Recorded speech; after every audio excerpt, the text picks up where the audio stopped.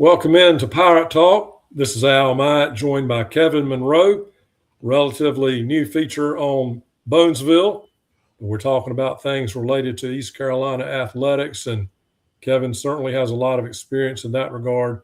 Great defensive back in his playing days at ECU, and played some baseball too, which he revealed last edition of the program.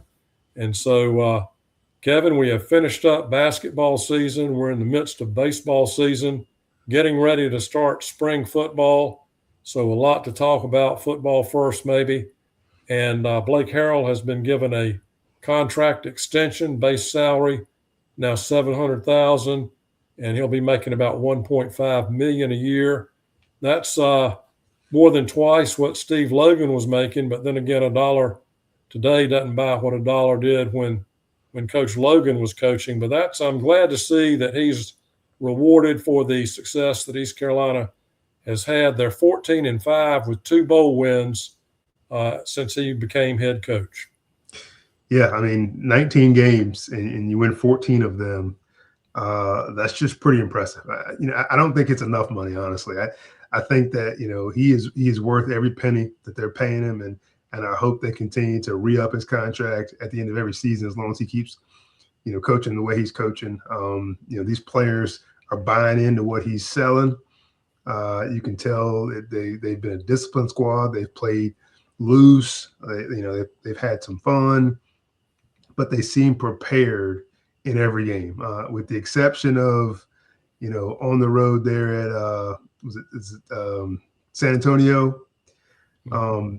Every other game has been, those guys have been ready to play and have been in every game, and they win most of them. And so I love what he's doing. When he had to call the defense, in the bowl game, look what they did there. He's the kind of coach that can just step in and get it done. And I like his hires in the offseason and kind of replacing some guys that he's lost. And so I've got full faith in him and him getting it done. I'm glad to see the AD come and up his salary. And a great job this year by the coaching staff after starting quarterback had left to get some real good candidates coming in. And we'll talk about that in a moment. A note on UTSA, they had a lengthy winning streak at home in conference games. And the week after they played ECU, Army went in and beat them. So evidently, Coach Paul Monken there at Army had learned something maybe from what East Carolina was trying to do, or they certainly played better in San Antonio than they did in Greenville. But credit to the Army against the Road Runners in that contest. And then ECU football, the quarterback's coming in, Mitch Griffiths from Texas Tech, and the kid from Miami. Emory Williams, yes, sir. Emory Williams that has started some. Both of them have started for teams that went to the college football playoffs last year. So Emory Williams has more size. Mitch Griffiths probably a little more mobile. So yeah, it's going to be an interesting competition, and Pirate Nation will get a chance to see that and other skill positions Saturday, April 18th, 1 p.m. for the Purple Gold game there at Dowdy-Ficklin Stadium. Yeah, not a whole lot different from the matchup between Hauser and Garcia, right? Hauser was the taller, bigger in stature quarterback, whereas Garcia was the closer to 6 foot kind of guy. Not that either one of them was super mobile, but a similar comparison.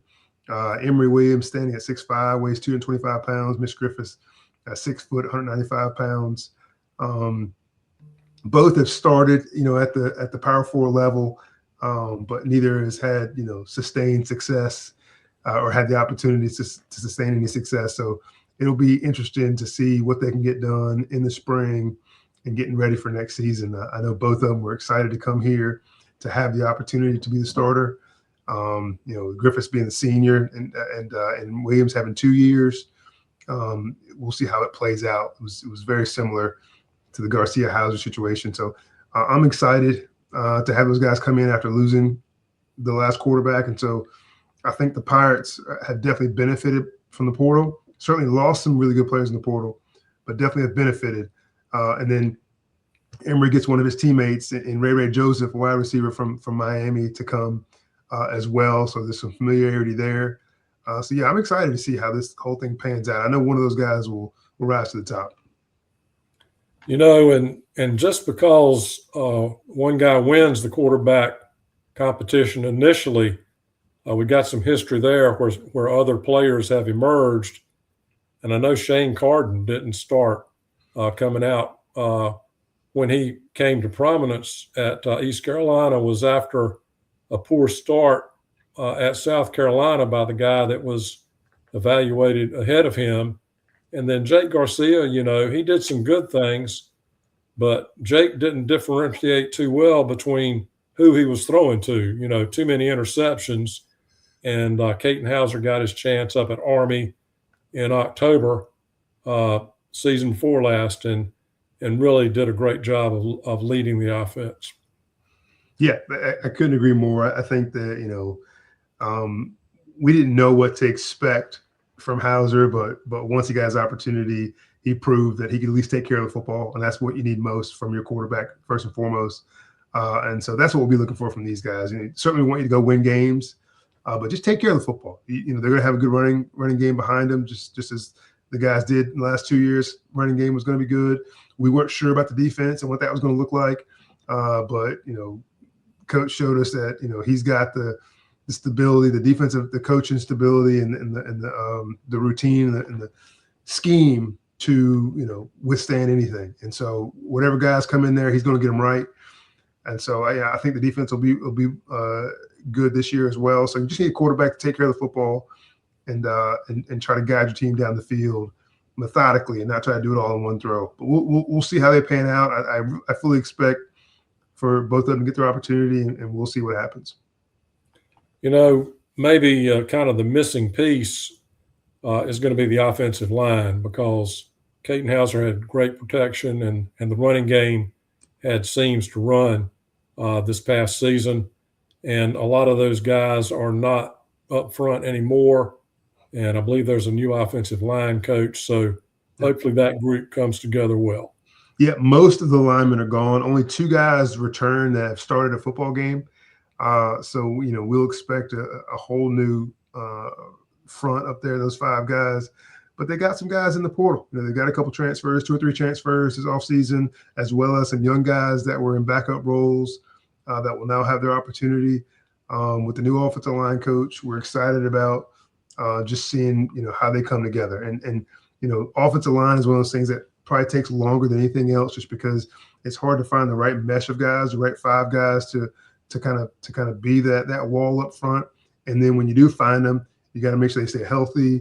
You can't have any injuries and things like that. And so we'll see as the season goes on if they find that right mix and can keep people off of Williams or Griffiths. But as well, it's open up lanes for the running backs to see what they can do. So yeah, offensive line is certainly going to be the biggest question mark in my mind next to quarterback coming into the season. Kevin, the Pirates played very fast under Baker as offensive coordinator, and that means that your offensive linemen in particular have to be in great shape. And it remains to be seen what the new offensive coordinator will bring to the program in that regard. Yeah, Jordan Davis, coming over, from the school in Texas there, and they were a fast-paced offense as well. Very few schools were as fast as the Pirates, so I think we'll see a little bit of a slowdown there. But they were attacking offense. They put up a lot of points. He didn't always call the plays, but he definitely did in the bowl game when they put up 49 points against a solid defense. And so I know he is going to be, a fast-paced, high-octane offense that will throw the ball, but also wants to establish the run. So, I'm excited to see what Coach Davis brings because, the Pirate fans over the last few years have been used to scoring a lot of points, used to being up to the top of the conference and scoring. And they don't want that to be any different under Coach Jordan Davis. So I fully expect him to come in and put on a show. Well, let's move to basketball. And East Carolina's season is over. I was under the mistaken impression that the American all of the teams would go to the conference tournament the last time we talked, and there's a new format in place where only the top 10 in the standings will go in. East Carolina had a shot going into the final game of the season on Sunday at Alabama-Birmingham, and they needed a Tulane win over Memphis, and that would have put the Pirates in the tournament. But Memphis topped the Green Wave in overtime, and East Carolina got outscored 21-6 at the end of the game. So they did not make the conference tournament, but that team, to their credit, played very well, making a push to get into the top 10. They were 6-6 over their last 12 games with a lot of injuries, and they kind of reinvented themselves during the course of the season and made Jordan Riley a scorer and ran offensive sets that isolated or screened for him. He could drive or pull up, and really did a great job. You have to credit Dimitri Gardner, I think, for coming in, mid-year transfer from Augusta. And he certainly helped out the offense and did what he was capable of doing. Averaged, I think, about 11 points a game. And Giovanni Imajuru, transfer from George Mason, he played very well inside, and sometimes he was outnumbered in the paint by the opposition. Reed Kaysen had his moments, big sophomore, and Pirates had Eli DeLaurier also contributed at times. Luke Davis contributing at times. Everybody stepped up to the best of their ability, but when you don't have the type of talent that they had last year, led by R.J. Felton, you have to make some adjustments. And I thought East Carolina did a good job. The mysterious factor to me, that team was better on the road in league play than they were at home. 4 of their 6 conference wins came away from home. And you think in terms of Williams Arena at Minges Coliseum as being a tough place to play, and East Carolina didn't get but 2 of their American Conference wins at home this past season. Yeah, they struggled to stay healthy a little bit as well, but they just couldn't put together a solid 5. You talked about Gardner, what he did coming in halfway through the season. He only played in 18 games and started 14 of those. And, you mentioned he's averaging 11 points a game, but Jordan Riley, I mean, best player in the conference, one of the best players in the country, certainly one of the top scorers in the country, averaging almost 24 points a game. He was just a human highlight film. Every time, if I didn't get a chance to watch the game, I'd go see highlights and I would see all these crazy dunks that he was getting. But just a big-time player. I mean, shot well from the floor, not a three-point shooter, but a guy that could get to the hole, get to the bucket and make layups, but also hit the little mid-range jumper. So love watching him play, and just I hate that we couldn't put more pieces around him. He started 30 games this year. Imajuru started 31, and Corey Calker started 26. Outside of that, nobody was within 10 games of those guys in terms of the amount of games they wanted to start. So Coach Schwartz was just trying to find the right mixture, whether it be injuries, whether it be lack of performance, of switching guys in and out. Imajuru was just the man on the boards. He had 100 more rebounds than anybody else on the team. I think Jordan Riley was the second rebound on the team. So he was the guy down there, almost 10 rebounds a game. So he averaged pretty much a double-double most of the year. So those two, Imajuru and Jordan Riley, were the guys that kind of kept the team afloat, especially in the second half of conference. And then Gardner. I mean, Gardner was the only person that really could consistently hit the three-pointer. He shot over 40% from three-point range, which is big time. I mean, that's Steph Curry style. He probably doesn't take as many of them, but he was averaging 42%. So you'd love to have him all year long. Maybe that would have made a difference. But you hate it for Coach Schwartz. You just couldn't find 5 guys that could get out there and average serious minutes and score points. I think the third leading scorer only averaged about 7 points a game. So you can't win a lot of games like that. So this team just really struggled to find itself, and they've got some pieces to build on. But they've got to go to the portal and find some more ball players. John Gilbert, the athletic director, made a statement late in the season that Mike Schwartz would be back as coach. And in talking with John, he says this business of replacing a coach every 4 years is really not going anywhere. And he feels like Mike Schwartz gives the program the best chance going forward. And he certainly had 19 wins last season. So it can be done under his leadership. And I think John Gilbert is committed to seeing more success in basketball. And he said it's going to require some investment. And that means having the funds to attract players in the lingo today. And the players that you mentioned as being the team leaders this year, certainly Jordan Riley and Giovanni Imajuru and Dimitri Gardner, they're all leaving. So there are voids to fill. And that will be a big task to undertake. But we've seen, the roster building in the past and got CJ a couple of years ago out of Central Florida, and certainly he was a big cog in last year's success. The thing about basketball, Al, is that there's good players everywhere. I mean, they could just recruit state of North Carolina and find really, really good players. And so it's going to be on his staff, because we've got general managers now, and you've got NIL money and revenue sharing to give players.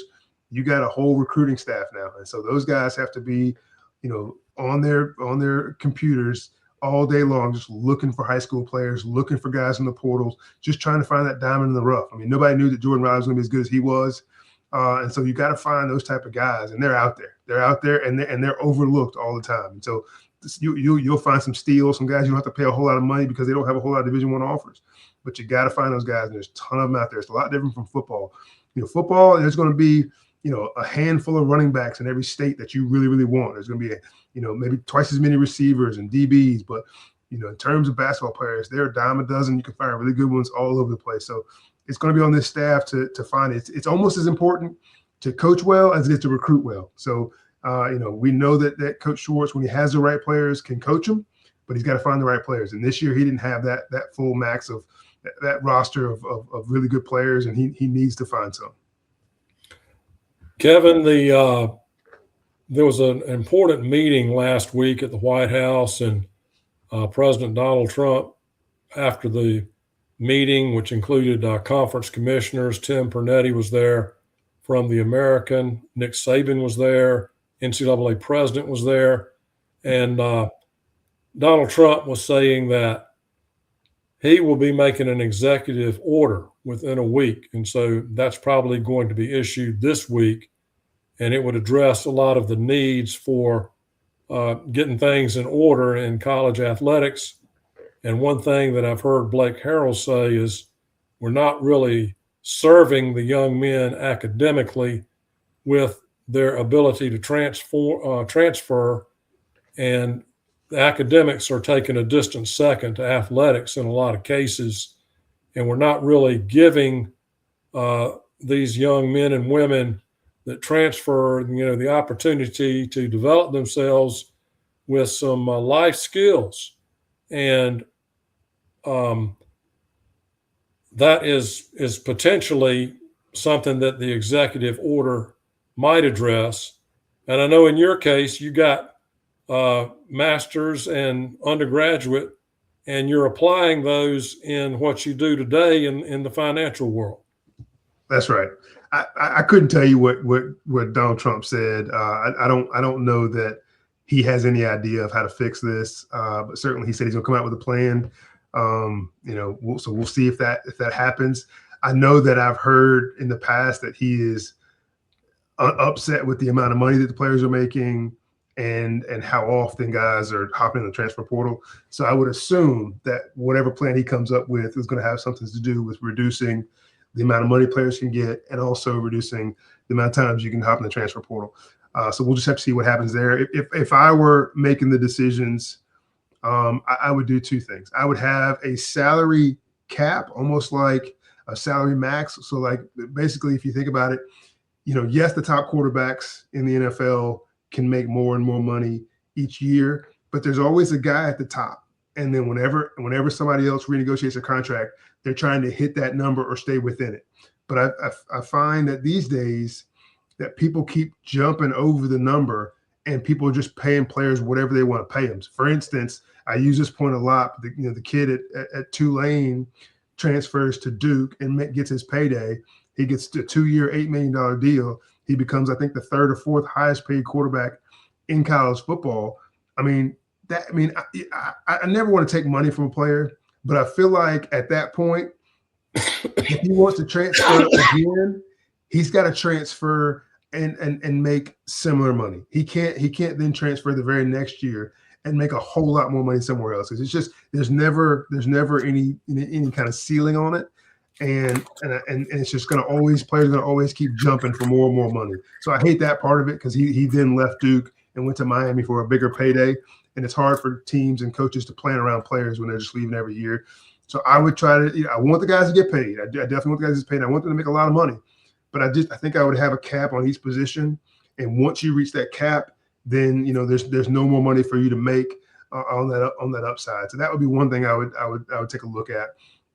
The other thing obviously would be the number of times you can transfer. I think one free one you get, right, and then after that you have to sit for a year, with the only caveat being if your head coach leaves. If your head coach leaves, then he's the guy that recruited you. He's the guy that sold you this bill of goods and told you what he's going to do, how you're going to fit this program. If he leaves, then you have the opportunity to top in the portal again. That would be, kind of my thought process. You mentioned that what I do for a living, being a financial advisor for athletes, we're getting them younger and younger now. I mean, we've got guys that are, seniors in high school, freshmen in college, because they're being offered solid NIL numbers now, and we try to help them take care of it. So that's my job is to get those guys to get on a budget, make sure they're spending correctly, make sure they're saving correctly, and the money that they are saving, get it invested so it's there for them in the long run. So who knows how this thing finishes out. I'm not going to be too devil's advocate on it because I've got 2 young men of my own that I'm hoping make a lot of money playing college football. My oldest will be at Stanford in the fall, and they're paying him NIL, and I'm excited for that. And then my youngest, is just be a rising sophomore, and hopefully in 3 years somebody will offer him a big NIL number package. So I'm excited for what they got going on. As far as the academic piece of it, I agree. I think it's going to be hard for guys to graduate these days if they're hopping around so much. I think it was Carson Beck, the quarterback at Miami, that said he graduated 2 years ago and didn't really have classes. I don't know if he was just kidding around or what, but when I played, you had to be a full-time student. I mean, you had to have 12 hours both spring and fall semester to be eligible. And so hopefully these guys are taking classes and they're being held accountable, because if they're not, then what are we doing? It's not even college sports anymore. It's just pro sports. So I don't know what the deal is with that. So hopefully they will make sure guys are taking classes, but it is getting a little bit out of hand. Kevin, when I was in school, I got $15 laundry money per month, and that was the extent of what I got paid over the in addition to room and board, books, and tuition. But right, things have changed. One thing that Donald Trump did say in announcing the pending executive order was that he was sure he would get sued, and so I can see that a potential executive order could face an injunction, and then get tied up in the legal system. So we'll see what he puts out and how that in reality takes effect. But baseball, of course, is that time of year at East Carolina, and the Pirates in a big series at Coastal Carolina this past weekend. The Chanticleers won the first game on a walk-off grand slam in the 10th inning, and then took the second game on Saturday, broke open a close game, and East Carolina came out there with a determination on Sunday not to get swept. And Jack Herring hit a 2-run homer, gave them the lead, and then they had 8 RBIs with 2 outs, and that's clutch hitting. Yeah, and if you can do that on a consistent basis, you're going to be successful. And that's really what East Carolina is looking for, is consistency right now. I don't think Coach Godwin has really settled on a lineup at this point. I think there's the potential to have a good starting rotation with Ethan Norby and certainly Gavin Van Kempen, transfer from West Virginia. He's pitched very well on Saturday. And then Colby Weber, that started Sunday at Coastal. He gives the Pirates another good arm on the weekend. And then Sean Jenkins and Nick Moran and others potentially can be effective, I think, coming out of the bullpen. Yeah, I'll start with just the record in itself. I think that, the Pirates have certainly underachieved thus far in the season. It's very early. I mean, we're 16 games in. They have one more than they've lost. But I think people after last year and the subpar regular season they had last year, I think all the additions that Coach Godwin made in the offseason, people were really excited. Got some new bats, got some new live arms. People thought the regular season would be better. They've played three-game series so far. They lost 2 out of 3 to Xavier. They lost 2 out of 3 to Coastal Carolina, and they went 1-1-1 against Carolina. So you get a win over a top 10 Carolina team, and then you get a win over a top 15 team in Coastal Carolina. So it shows you what you can get done. Now they just got to be more consistent. I mean, the losses to people like Western Carolina, that just kills you. You've got to find ways to beat teams that that you're better than. Obviously, Campbell is always a tough game for the Pirates, but they lose that one as well. Xavier probably wasn't a better program than the Pirates, but that's the first series of the year, so they get them early and they find a way to take 2 from the Pirates. But it's one of those things where you've got the bats, you've got the pitching. It's just got to all come together. They've had these games where they hit really well and the pitching falls apart, especially the bullpen.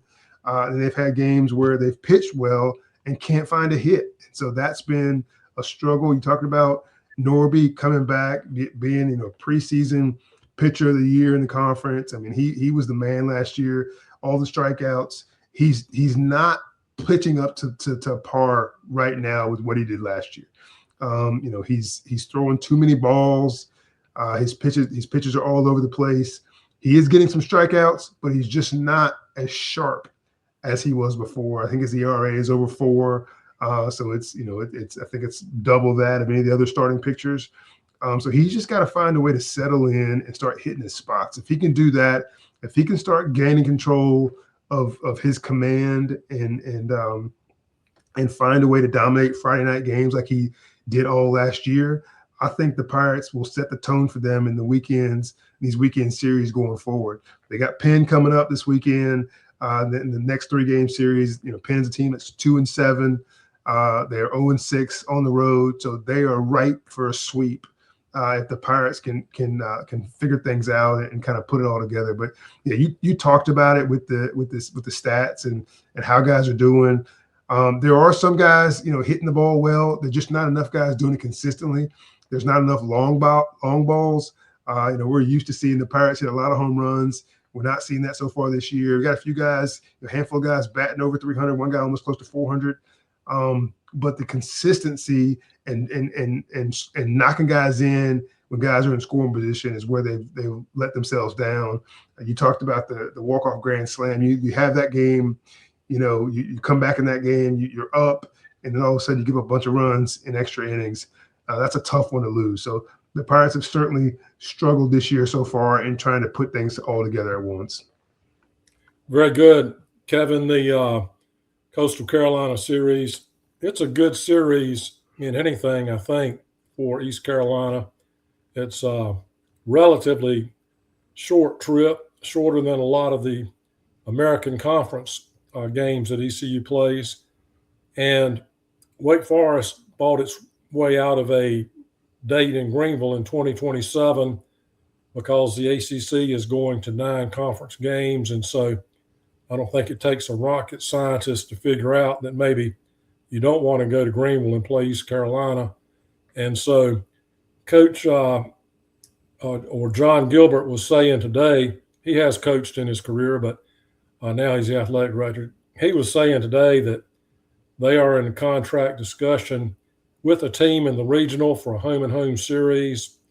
And it's a place or team that he thinks the fan base of East Carolina would enjoy matching up with, and that tells me that's a possibility that we might see Coastal Carolina home and away on future football schedules at East Carolina. Man, that'd be great. I think you play them several years ago when they were doing really, really well. You get them in a bowl game. Well, we played them, I guess, 2 or 3 times now. And the Pirates, win big in the last one that we played.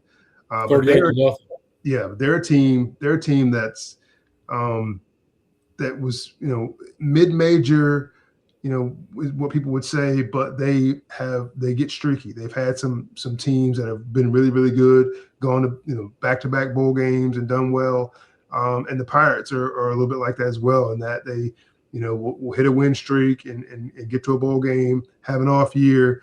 And so they're programs that are kind of, mirroring each other. I would say East Carolina's probably a little bit ahead right now in some of the things that they've gone through with Coach Harrell at the helm. They're doing much better.